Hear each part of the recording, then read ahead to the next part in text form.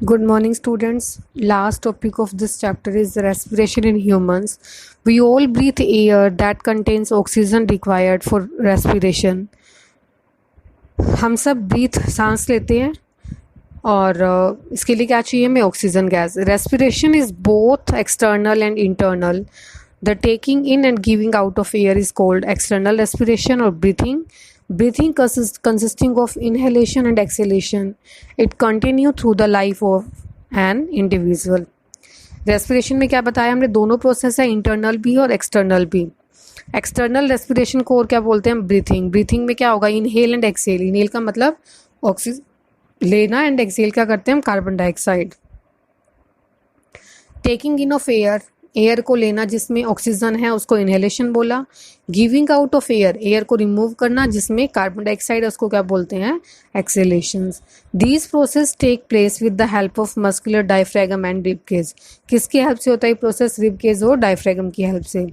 The diaphragm is a muscular partition which separate the chest cavity from the lower abdominal cavity.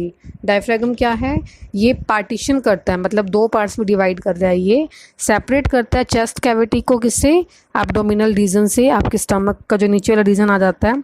The chest cavity is surrounded by the rib cage. Chest cavity में क्या है, rib cage है. आपको एक cage की तरह ribs दिखाई दे रहे हैं यहाँ पर. The lungs are located in the chest cavity, और चेस्ट कैविटी में क्या है, लंग्स हैं. The number of a time a person breathe per minute is termed as breathing rate. This is definition of breathing rate. आप learn कर लेना. Number of time person breathe per minute. एक minute में person ने कितने time breathe किया, इसको क्या बोलते हैं हम, breathing rate. One breath is one inhalation plus one exhalation. One breath में क्या होगा, दोनों होती हैं, मतलब एक बार हमने एयर को अंदर लिया और एयर को रिमूव किया, बाहर निकाला. उसके बाद आपको जो जितने भी दे रखे हैं ये अच्छे से कर लेना. सबका रेट बता रखा है आपको, breathing rate. An adult normally breathe for 14 to 20 times per minute. एक मिनट में कितना करता है, 14 to 20 times. But vigorous exercise can result the rate to up 80 breath per minute. अगर हम बहुत स्पीड से एक्सरसाइज करते हैं तो हमारा जो ब्रीथिंग रेट है वो बढ़ जाता है, कितना हो जाता है, 80 तक. चाइल्ड का जो ब्रीथिंग रेट है at rest is faster than that of adult at rest. मतलब एक छोटा सा बेबी जो है उसका ब्रीथिंग रेट अडल्ट से ज़्यादा होता है. आपने देखा होगा छोटा सा बच्चा जब सोया होता है तो आपको उसके रिब्स जो है मूव करते हुए बहुत फास्टली दिखाई देते हैं. A newborn baby has a rate of about 40 breaths per minute. Double हो गया सीधा. जो न्यूबॉर्न बेबी है उसका, हम अडल्ट का कितना बता रहे हैं, 40 to 20 टाइम्स होगा. न्यूबॉर्न बेबी का कितना बताया, 40 breaths. In general smaller animals have faster breathing rates than larger animals.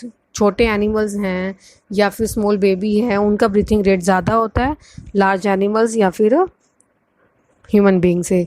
For example a rat breathe about 60 times per minute while a horse breathe about 12 times per minute. तो आपको इसमें rat का दे रखा है, horse का दिया हुआ है, बच्चे का दे रखा है, अडल्ट का दे रखा है. तो आप ये अच्छे से लर्न कर लेना. ये कई बार एक्स्ट्रा क्वेश्चन आपके आ जाते हैं एग्ज़ाम में, या फिर किसी कोई भी आप कंपटीशन के लिए जाते हो उसमें इस तरह के क्वेश्चन पूछ ले जाते हैं. नेक्स्ट है मैकेनिज्म ऑफ ब्रीथिंग. अब आपको बता रखा है ये सारा प्रोसेस किस तरह से होगा.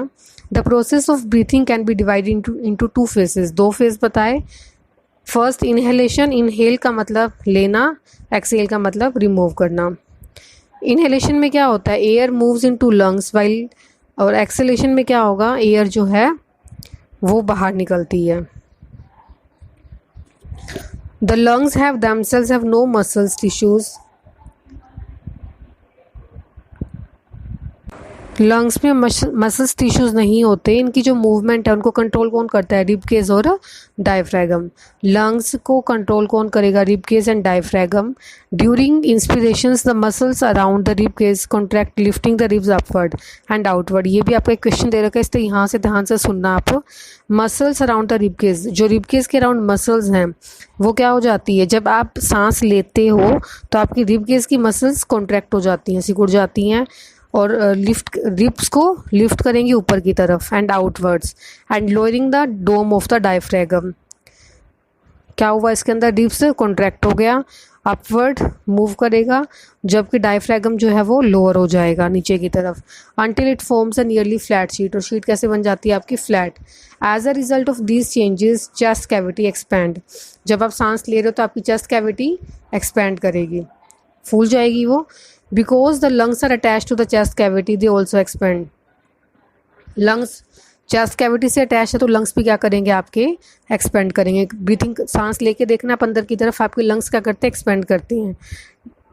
Due to this enlargement of lungs, air pressure inside the lungs falls below the pressure of air outside of the body। Lungs expand करेंगे तो जो आपके अंदर की एयर है वो क्या हो जाएगी, फॉल कर जाती है आउटसाइड एयर की बजाय। This create a partial vacuum and so the air from outside the body rushes into lungs. अब यहाँ पे आपके इनसाइड की जो एयर है वो आउटसाइड से कम होगी। आपको पता है मूवमेंट कहाँ से कहाँ होती है, from higher pressure to lower pressure. अब प्रेशर कहाँ पे कम है, अंदर की तरफ कम है, तो एयर बाहर से कहाँ जाएगी आपके लंग्स के अंदर।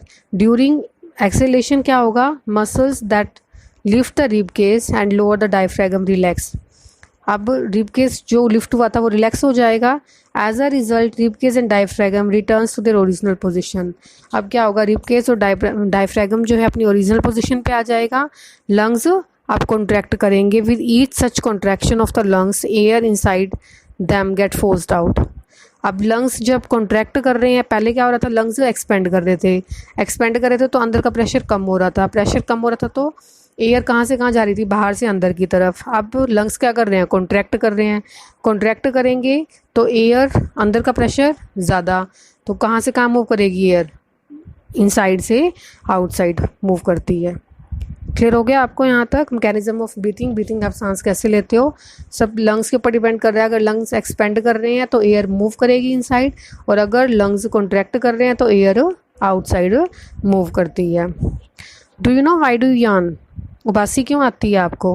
व्हेन यू आर स्लीपी और ड्रोजी, जब आपको नींद आती है, ड्रोजी या फिर आप लेजी होते हो, the lungs do not take enough oxygen from the air. तो लंग्स को जितनी एयर से ऑक्सीजन मिलनी चाहिए वो ऑक्सीजन नहीं मिल पाती। This cause an increase of carbon dioxide, इससे आपकी बॉडी में कार्बन डाइऑक्साइड ज़्यादा हो जाती है। Brain sense this increase and send a message that cause you a take a deep long breath a yawn. फिर आपका ब्रेन आपको मैसेज भेजता है कि आपके बॉडी में ऑक्सीजन की कमी हो रही है और कार्बन डाइऑक्साइड ज़्यादा है, तो आप क्या करते हो, एक लंबी सी यान लेते हो, उबासी लेते हो, जिससे ऑक्सीजन अंदर चली जाएगी एंड डिक्रीज कार्बन डाइऑक्साइड, और आपके ब्लड के अंदर कार्बन डाइऑक्साइड कम हो जाती है। मतलब ऑक्सीजन को कंट्रोल करने के लिए ही जो है आप क्या करते हो, आपको यान आती है। फिर दे रखा है स्मोकिंग अफेक्ट लंग्स, स्मोकिंग जो है वो लंग्स को अफेक्ट करता है। When one smokes cigarette, many chemicals enters one's body through the lungs। जब कोई एक सिगरेट को स्मोक करता है तो बहुत सारे केमिकल्स आपकी बॉडी के अंदर जाते हैं, किसकी हेल्प से, लंग्स की हेल्प से। बर्निंग ऑफ तंबाकू प्रोड्यूस मोर देन 4000 केमिकल्स। अगर आप तंबाकू को बर्न करते हो तो इससे बहुत सारे केमिकल्स जो हैं वो आपकी बॉडी के अंदर जाएंगे। Nicotine, carbon monoxide and tar are some of these substances. ये आप लाइन को नोट कर लेना, कौन कौन से केमिकल्स हैं, mainly nicotine, carbon monoxide and tar, ये सब क्या है, हार्मफुल केमिकल्स हैं जो आपकी बॉडी को अफेक्ट करते हैं ड्यूरिंग जब आप सिगरेट या फिर तंबाकू लेते हो। तो smoking damage the lungs and airways to great extent. Smoking से क्या होता है, आपके लंग्स खराब हो जाते हैं। Smokers generally suffer from a variety of problems related to breathing. Lungs अगर काम नहीं करेंगे, लंग्स खराब हो जाएंगे तो पर्सन को सांस लेने में दिक्कत होगी। These problems can range from one annoying cough to grave illness like emphysema and cancer. और अगर पर्सन को सांस लेने में दिक्कत होती है तो इससे क्या हो जाता है, ये प्रॉब्लम बढ़ जाती है, जिसकी वजह से कैंसर जैसी बीमारी भी हो सकती है। कफ हो जाता है उस पर्सन को, और जो पर्सन स्मोक करता है उसका साथ वाले पर्सन के ऊपर भी इफेक्ट पड़ता है। सो आपको अपने एल्डर्स को कहना चाहिए that avoid smoking, it's harmful for you and their bodies also. How is oxygen transported from lungs to other parts of the body. Oxygen lungs से पूरी बॉडी में कैसे ट्रांसफ़र करती है आप, the blood while passing through the lungs pickup oxygen with the help of a pigment called haemoglobin. Blood क्या करता है, लंग्स से पास करेगा, कहाँ पर, आपकी बॉडी के अंदर। इस ब्लड में क्या है, ऑक्सीजन, और किसकी हेल्प से पास करता है? हीमोग्लोबिन की हेल्प से। Blood is red due to the presence of haemoglobin. ये क्वेश्चन भी पूछ लेते हैं कि ब्लड का रेड कलर किसकी वजह से है? हीमोग्लोबिन की वजह से। Haemoglobin transport oxygen to different parts of the body. इसका काम क्या होगा? एक तो रेड कलर है इसका, सेकंड क्या बताया? ऑक्सीजन को पूरी बॉडी के अंदर ट्रांसफर करता है। It also pick up some of the carbon dioxide produced by the cells during cellular respiration and transport it to the lungs for expiration. फिर क्या करता है ये? इसके साथ साथ अगर आपकी बॉडी के अंदर कार्बन डाइऑक्साइड जा रही है, उस कार्बन डाइऑक्साइड को वापस कहाँ भेज देगा? लंग्स के पास भेजता है। Haemoglobin thus act as a respiratory carrier in our body. तो ये क्या है? रेस्पिरेटरी कैरियर है हमारी बॉडी के अंदर। क्लियर हो गया? अगर आपके पास फिलअप आ जाता है, रेस्पिरेटरी कैरियर कौन है? हीमोग्लोबिन। हीमोग्लोबिन ने क्या किया? रेड कलर प्रोवाइड कर रहा है, ऑक्सीजन को पूरी बॉडी के अंदर ट्रांसफर कर रहा है। अगर इसके अंदर कुछ कार्बन डाइऑक्साइड है तो उसको वापस लंग्स के पास भेज देगा, इसलिए क्या बोला इनको? Respiratory carrier. Why do we need to breathe out carbon dioxide? Carbon dioxide हमें बाहर निकालने की क्यों ज़रूरत है? High level of carbon dioxide in the body can be toxic.